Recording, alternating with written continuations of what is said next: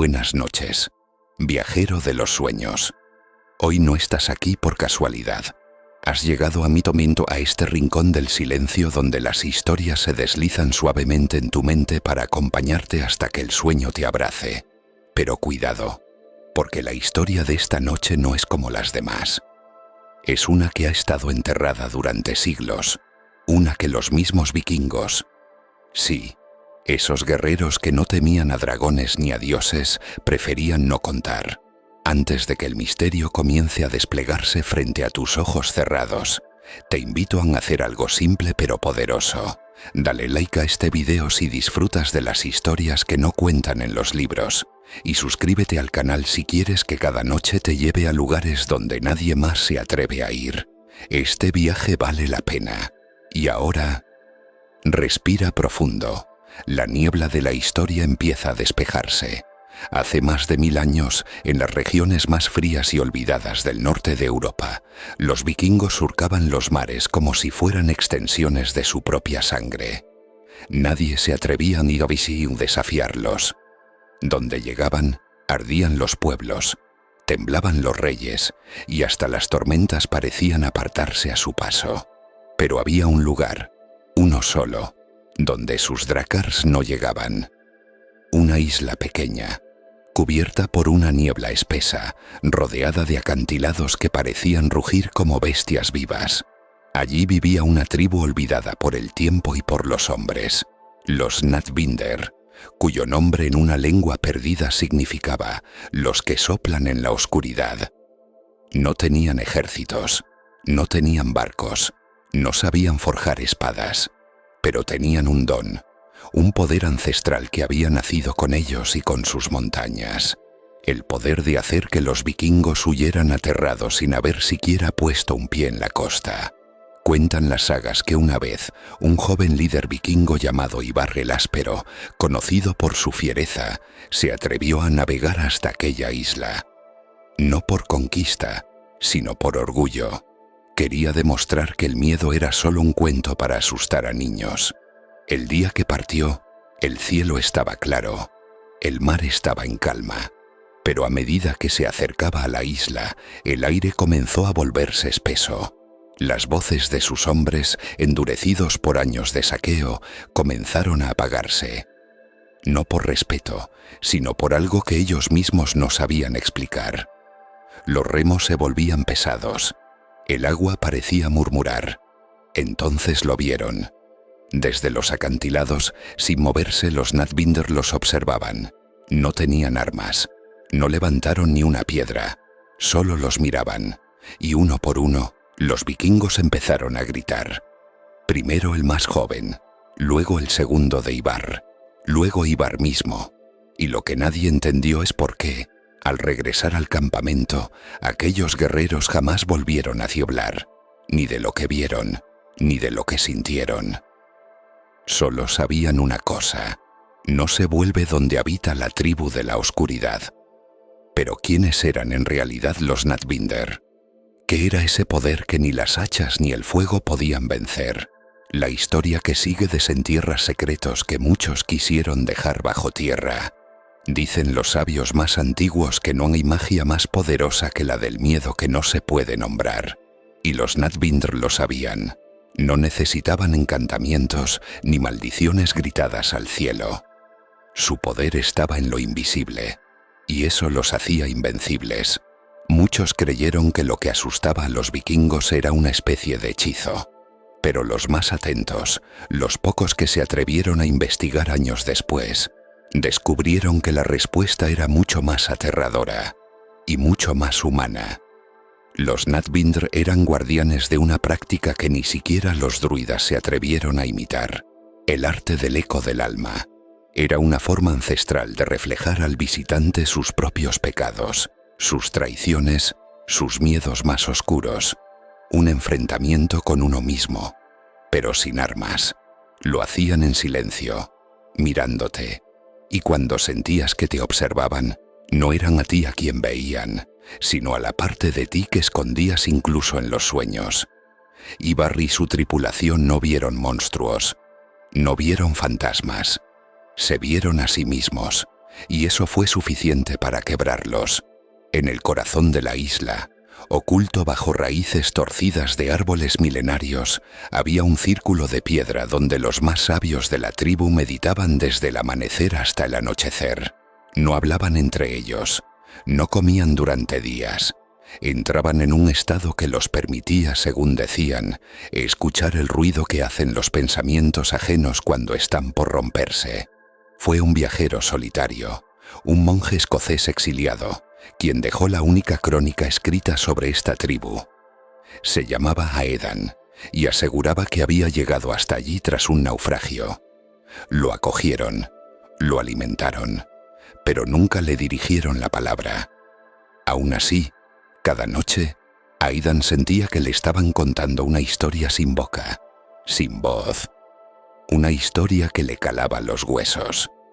En una de sus notas decía: «No me hablan pero los oigo, no me tocan pero me conocen, y cuando duermo sueño sus recuerdos como si fueran míos».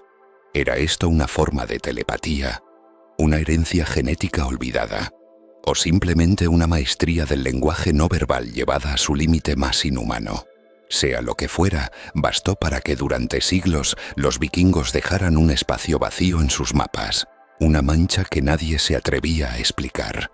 Y aquí comienza lo más inquietante, porque todo parece indicar que los Nathvindr no desaparecieron, solo dejaron de mostrarse. Pero la pregunta que muchos se hacen, en silencio, sin atreverse a decirlo en voz alta, es si ese poder sigue vivo y si alguien más ha aprendido a usarlo. Pero ¿cómo podía una tribu tan olvidada, sin ejércitos, sin pergaminos ni grandes líderes conocidos, haber desarrollado un conocimiento tan profundo del alma humana? Ahí está lo más desconcertante. Lo que los Nathvindr sabían, lo sabían desde antes de hablar, desde antes de nacer incluso. Las leyendas que circulaban entre los pocos ancianos que alguna vez oyeron hablar de ellos contaban que esta tribu no nacía como el resto. Al primer respiro de cada niño Nathvindr, el Consejo de los Sabios realizaba un ritual silencioso. No se trataba de bautismos ni de iniciaciones, sino de un momento que ellos llamaban el escuchar de la raíz. Durante horas, el recién nacido era sostenido por el mayor del consejo, bajo un árbol sagrado llamado Vetra, que crecía solitario en lo alto de un risco golpeado por el viento.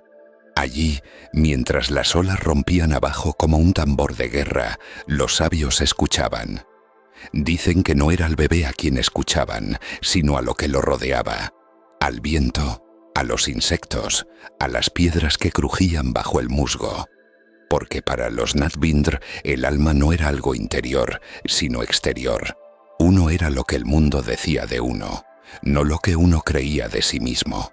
Y así se criaban, sin espejos, sin nombres propios hasta que los merecieran. Un niño podía tardar años en recibir su nombre, y cuando lo hacía, ese nombre no se le daba, se le revelaba, como un secreto que el bosque había estado guardando desde siempre. Por eso no gritaban, no discutían, no corrían. Vivían en un equilibrio tan extraño, tan ajeno al resto del mundo, que cuando alguien ajeno llegaba, incluso sin ser hostil, simplemente no podía entender cómo moverse entre ellos sin sentir que estaba fuera de lugar. Como un intruso en una obra de teatro silenciosa. Eso fue lo que los vikingos no soportaron. No fue un miedo como al filo de una espada, ni como el rugido de un oso.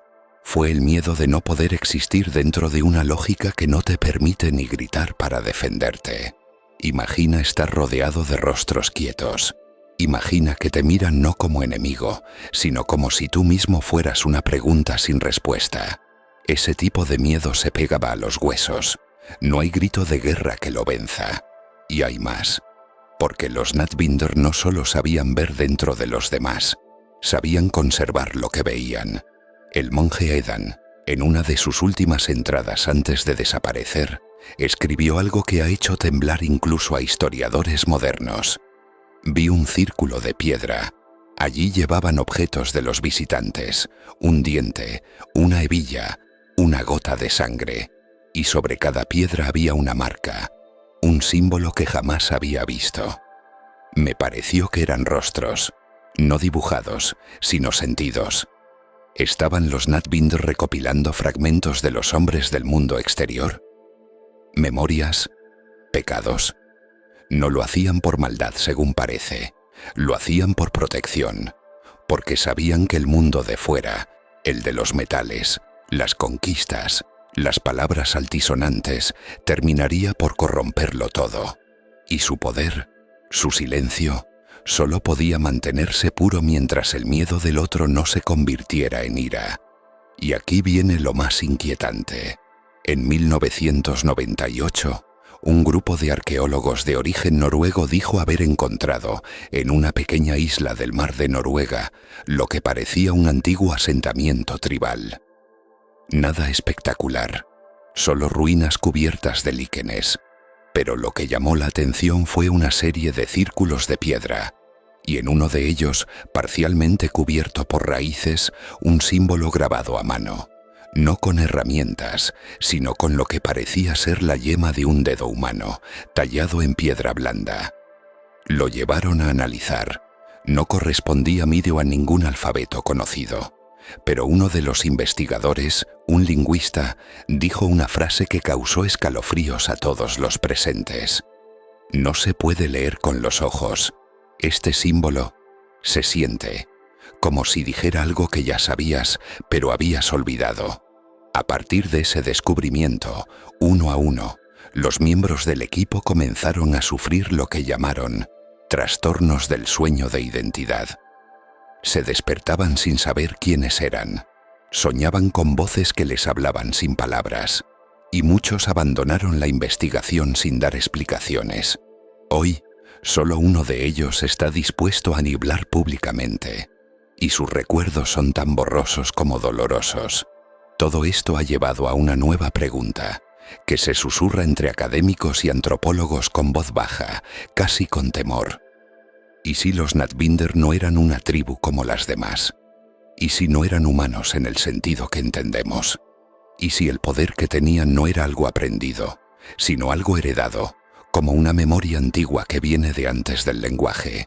Tal vez el miedo que sentían los vikingos no era hacia los Nadbinder, sino hacia lo que al verlos recordaban de sí mismos. Y si esto es así, entonces el verdadero poder de la tribu olvidada no era aterrorizar, era despertar. No todos los vikingos que huyeron de la isla vivieron para contarlo. Muchos simplemente desaparecieron, pero unos pocos regresaron a sus aldeas, distintos. No se trataba de heridas visibles ni enfermedades. Era otra cosa, algo más sutil pero más devastador. Hombres que antes lideraban con puños cerrados y gritos de guerra, ahora hablaban en voz baja, evitaban las hogueras, no sostenían la mirada de sus hijos, se encerraban durante días. Algunos se les veía murmurar frente al mar, como si esperaran una respuesta. Otros no volvían a dormir con normalidad, temían cerrar los ojos, como si en la oscuridad pudieran volver a ver esas figuras calladas de la isla. Uno de estos hombres fue Sigurd el Rojo. Era capitán de un barco largo llamado Himinleva, y antes del viaje a la isla, era famoso por haber saqueado 3 fortalezas francas en una sola temporada. Tenía cicatrices en todo el cuerpo. Era el tipo de hombre que podía beber hidromiel mientras le cosían una herida. Pero cuando regresó de aquel lugar prohibido, no volvió a hablar ni una palabra. Tampoco volvió a pelear. Enterró su hacha y se internó en el bosque. Para no volver, algunos aldeanos decían que había muerto, devorado por los lobos, pero hubo quienes aseguraban haberlo visto años después, en silencio, caminando entre árboles con una expresión extraña, como si ya no fuera él, como si lo que había en su interior perteneciera a otra cosa. Y aquí es donde surge una conexión inesperada. No en las sagas vikingas, no en los manuscritos perdidos, sino en los mitos más antiguos de todos los pueblos del norte y del sur, del este y del oeste. Porque si uno investiga con cuidado, encuentra la misma figura repetida una y otra vez bajo distintos nombres. El pueblo silencioso. los vigilantes de la niebla, los sin nombre, los ecohijos, las variantes del viento. Civilizaciones enteras han soñado con ellos sin haberlos conocido jamás. Desde las tribus siberianas hasta los relatos de chamanes de la Patagonia, pasando por cuentos africanos y cánticos aborígenes australianos, aparece una idea recurrente: la existencia de seres humanos o casi humanos, capaces de reflejar el alma del otro, no para juzgarla, no para salvarla, solo para mostrarla, tal como es. Hay un pasaje en el libro tibetano de los muertos que dice: «Lo que veas tras la muerte no será otra cosa que el espejo perfecto de tu conciencia». Y muchos estudiosos han comenzado a preguntarse: ¿era esa isla de los Nathbindr un portal, un umbral a ese espejo antes de la muerte? ¿O simplemente una cultura que sin darse cuenta se había adelantado siglos en la comprensión de la mente humana? Y si esa comprensión les daba poder sobre los demás, ¿qué impide que alguien en la actualidad pueda volver a usarlo? Hay documentos, muy escasos y silenciados por museos y universidades, que indican que durante la Segunda Guerra Mundial, algunos oficiales nazis enviados a Noruega por Himmler estuvieron buscando lo que llamaban el lenguaje del reflejo ancestral. Según informes nunca confirmados oficialmente, un pequeño equipo fue enviado a investigar unas ruinas en una isla noruega perdida, con el objetivo de encontrar rastros de comunicación no verbal avanzada. Nadie volvió, y el archivo fue clasificado como eventos no concluyentes por causas atmosféricas. Sin embargo, entre los papeles encontrados en un búnker décadas más tarde, un informe redactado por un oficial de inteligencia hablaba de rostros sin nombre que atraviesan el pensamiento y lo retuercen como un pez fuera del agua. ¿Casualidad? ¿Delirio? Quizás. O quizás no. Hoy en día, en ciertas regiones del norte de Europa, se sigue transmitiendo de forma oral un viejo proverbio que no tiene explicación literal, pero que todos respetan. Si lo ves y no habla, y tú te ves sin estar ahí, no huyas. Cierra los ojos, ya te ha encontrado. Nadie sabe con certeza de dónde viene esa frase, ni quién fue el primero en decirla, pero suena extrañamente parecida a lo que se decía de los Nathbindr siglos atrás. Y lo más escalofriante es que hay personas, pocas, muy pocas, que afirman haber vivido algo parecido. No en una isla lejana, no en tiempos de vikingos, sino en pleno siglo XXI. Una psicóloga finlandesa, retirada y ya mayor, relató en una entrevista privada que una vez, durante su adolescencia, conoció a un niño de intercambio que apenas hablaba, pero que la hacía sentir observada por dentro. Decía que bastaba con que él la mirara para que ella recordara cosas de su infancia que creía enterradas. Momentos de dolor, decisiones vergonzosas, secretos. Y cuando ese niño se marchó, ella comenzó a mantener sueños vívidos donde caminaba por una costa rocosa entre nieblas, sin saber cómo había llegado allí. Cuando muchos años después vio un dibujo de la isla Nathbindr, rompió en llanto. No por miedo, sino por reconocimiento. ¿Acaso el linaje de los Nathbindr no desapareció, sino que simplemente se dispersó? ¿Y si su legado vive ahora, no en tribus ni en rituales, sino en individuos sueltos, repartidos por el mundo, sin saber realmente lo que son?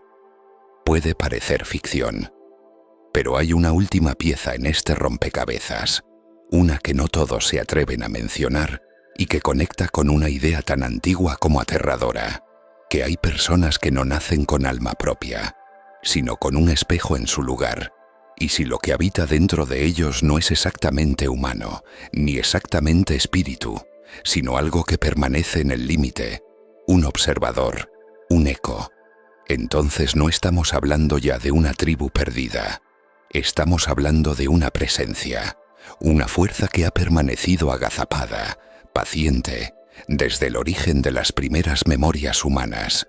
La isla de los Nathbindr podría haber sido solo un punto de encuentro, una especie de nodo energético, como los llamaban en ciertas tradiciones antiguas. lugares donde la realidad se afina, se vuelve más delgada, más vulnerable, donde lo que no tiene forma puede por un instante tomarla.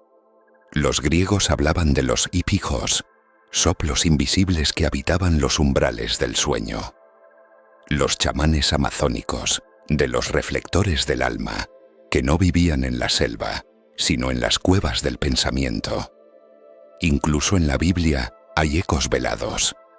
El profeta Elías, cuando huye al desierto, no encuentra a Dios en el fuego, ni en el viento, ni en el terremoto, sino en el silencio apacible.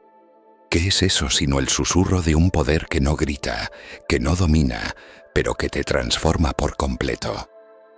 ¿Y si los Natbinder eran justamente eso?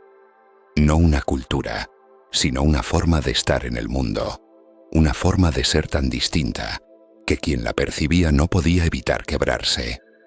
No es casual que en muchas culturas antiguas el espejo fuera un objeto prohibido, no por superstición, sino por respeto, porque un espejo, si lo sabes mirar, no te muestra solo el rostro, te muestra lo que eres cuando nadie te ve. Volvamos por un momento a la historia del monje Aidan. Recordemos que él escribió que soñaba los recuerdos de la tribu como si fueran suyos, y que los miembros de la tribu nunca le hablaban, pero lo alimentaban, lo cuidaban, lo dejaban dormir entre ellos. ¿Qué estaban haciendo con él? ¿Y si no lo estaban castigando, sino probando? Aidan desapareció sin dejar rastro, eso ya lo dijimos. Pero siglos después, en un monasterio de piedra en el norte de Irlanda, un manuscrito fue descubierto por accidente, escondido dentro de una tabla hueca. El texto era críptico, casi indescifrable, pero entre sus líneas, traducidas con dificultad, aparecía una frase repetida en varios pasajes. Para hablar con ellos, primero debes vaciarte de ti mismo. ¿Es esta la clave del poder de los Natbinder? ¿Una especie de transmutación interior? ¿Y si no era un poder para atacar, sino una capacidad para volverse canal, como un instrumento afinado por siglos de silencio? Piénsalo. En un mundo donde todos hablan para imponerse, una tribu que se comunica sin palabras representa una amenaza. No porque destruyan, sino porque desenmascaran. Ahora, imagina que en algún rincón del mundo ese conocimiento sigue vivo. Imagina que alguien, en algún lugar, ha heredado ese talento sin saberlo.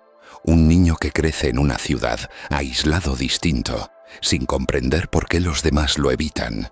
¿Por qué cuando entra en una habitación el ambiente se enfría?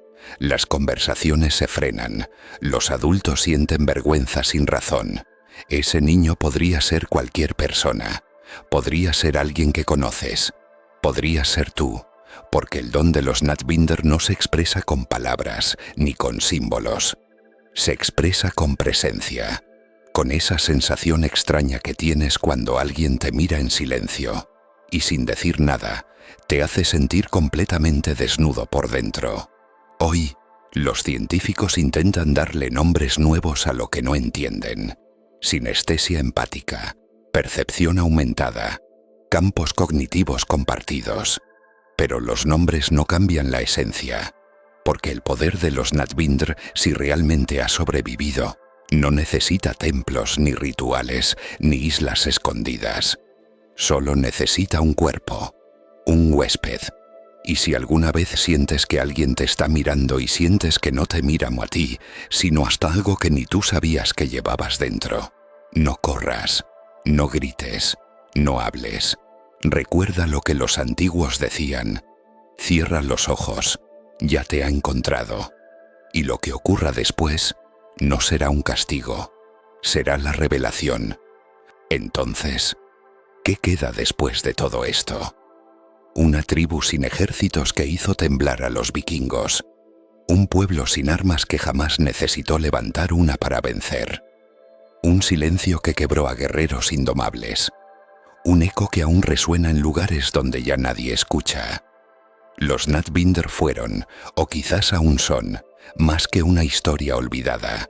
Son un símbolo viviente de algo que el mundo moderno ha querido enterrar bajo toneladas de ruido, de velocidad, de distracción, porque lo que ellos dominaban no era la guerra, era la introspección profunda, el conocimiento sin palabras, el espejo que no distorsiona, que no miente, que no suaviza.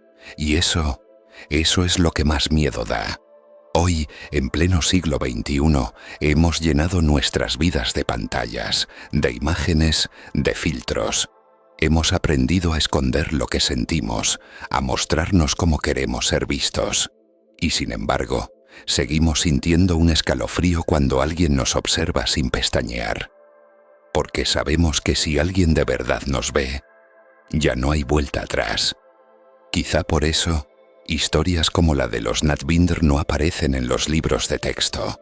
No las encontrarás en documentales de historia, ni en los salones de los museos. Porque su verdad no es cómoda. No se puede empaquetar ni vender. Te incomoda, te atraviesa.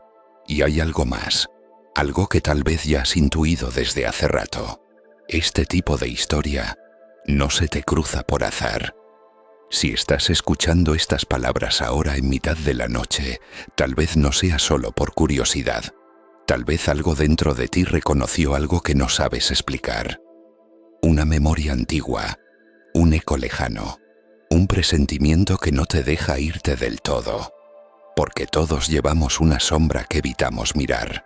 Una parte de nosotros que esquivamos cuando nos quedamos solos, cuando el bullicio cesa, cuando el silencio se instala. Y los Nathbinder sabían mirar justo ahí. Y ahora si prestas atención al ruido de tu respiración, si apagas la luz, si cierras los ojos y dejas que el silencio te envuelva, tal vez, solo tal vez, puedas escuchar algo más. No una voz, no un sonido, sino una presencia. Un viento suave que no viene de afuera, sino de ti mismo. Porque el mayor poder de esta tribu perdida no fue aterrorizar a los vikingos. Fue mostrarles que el verdadero terror, el que nadie puede combatir, es verse reflejado sin máscaras. Y cuando te ves así, de verdad, ya no puedes volver a ser el mismo. Ahora que lo sabes, dime, ¿realmente quieres seguir creyendo que todo esto fue solo una historia? O tal vez, solo tal vez, ha sido un recordatorio de quién eres o de quién puedes llegar a ser si te atreves a mirar hacia adentro. Si esta historia te tocó, si sentiste un escalofrío, un nudo, una pequeña vibración que no sabías de dónde venía, entonces no estás solo. Dale like a este video para que más viajeros nocturnos como tú encuentren este rincón de historias que despiertan lo invisible. Suscríbete al canal y activa la campanita, porque las próximas noches traerán relatos aún más antiguos, más profundos, más inquietantes. Y quién sabe, tal vez una de esas historias no te la cuente yo, sino alguien que te está observando en silencio, ahora mismo. Buenas noches, y que duermas, con los ojos bien cerrados.